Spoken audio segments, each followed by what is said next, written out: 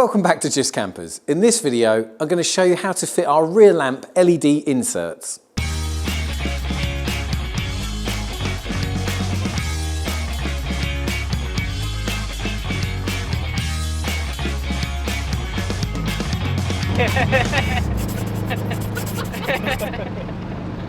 The really cool thing about these LED inserts, obviously they're LEDs and they're a lot brighter, but there's everything in one panel here.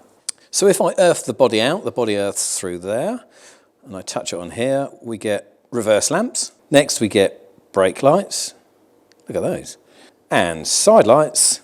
And last but not least, we have indicators.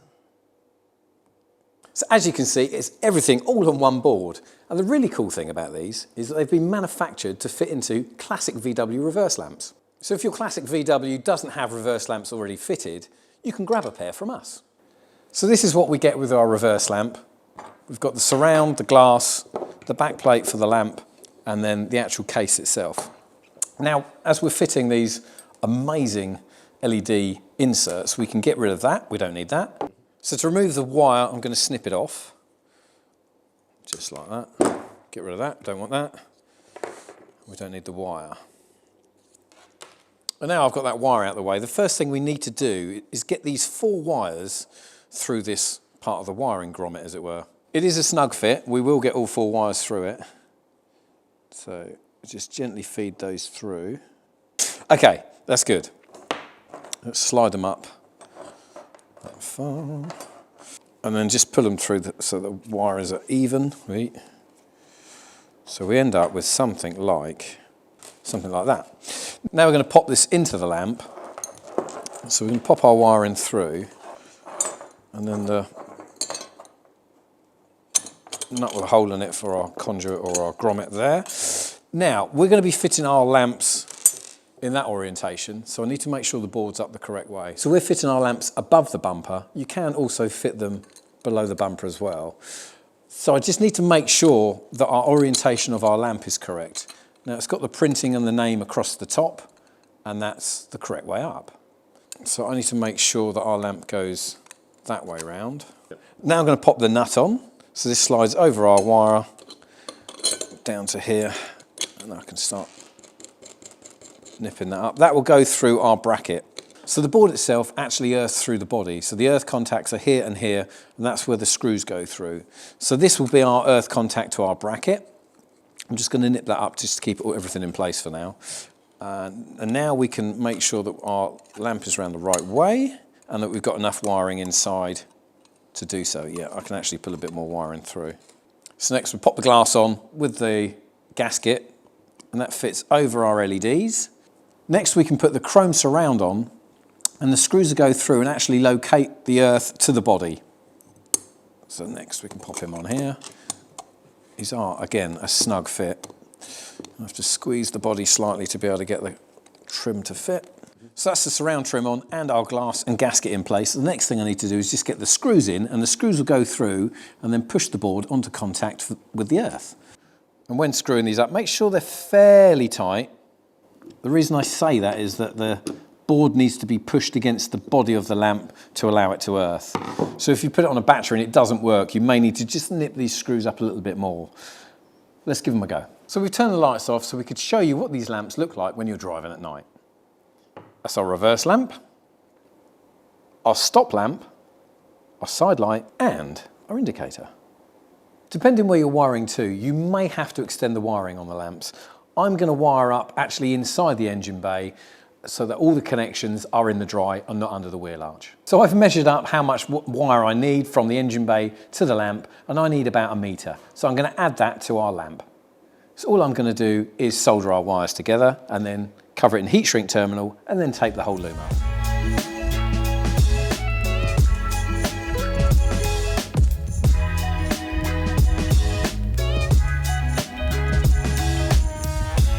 So that was nice and easy. Even put a bit of heat shrink on it just to seal it up. I've only got the other 3 to do. So now they're all done, the next thing to do is to make it into a loom. So we're either going to wrap it in a PVC tape, or actually I'm going to use this lovely cloth tape. So now our lamp is all loomed up and ready to go onto the car. So let's pop it on. So I'm going to be fitting this lamp to the original reverse lamp bracket here. These lamps actually do come with a bracket, so if you haven't got that, you've got one here.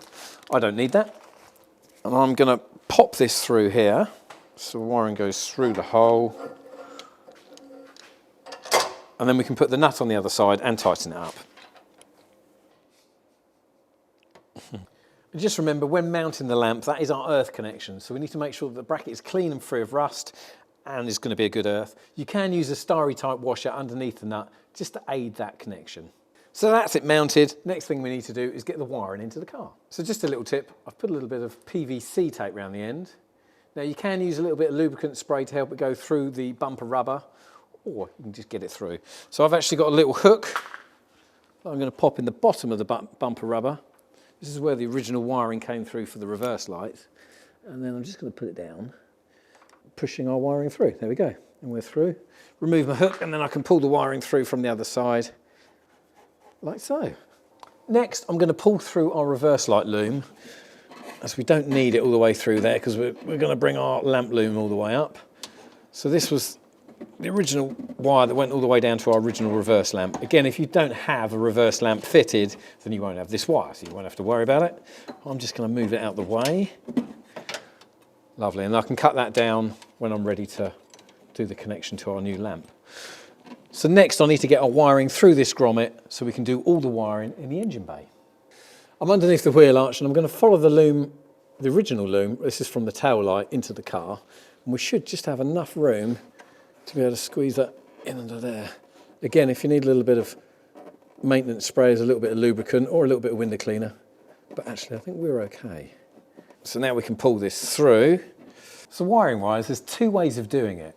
We can either split this loom open here and then solder these wires into that wire like so, or if you've got the original connector like this, you can wiggle these terminals out. I'll snip that terminal off and put these two wires with a new terminal and push it back into the terminal block and keep it really neat and OEM looking. So that's what I'm going to do. I'm going to keep it OEM looking.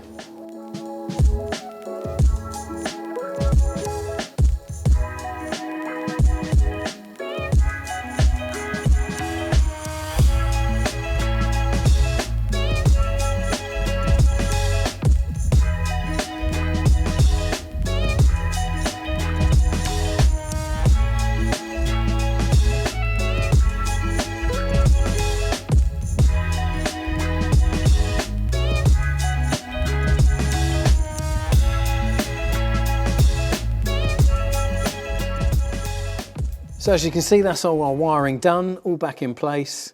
It looks quite OEM to me. I'm quite pleased with that, nice and tidy. So I can put that back in and we can get our tar board to go back in over there.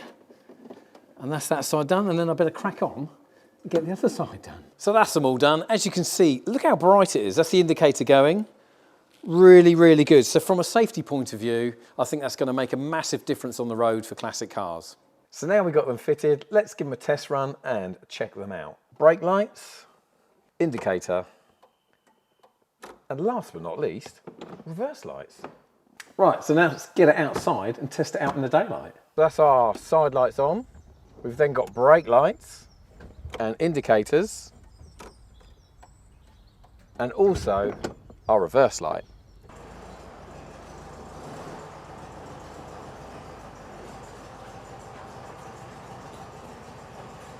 Really impressed with these lamps. They're a great addition to any classic car, just to improve that visibility on the road. So grab yourself a set from justkampers.com. Thank you very much for watching, and we'll catch you in the next video.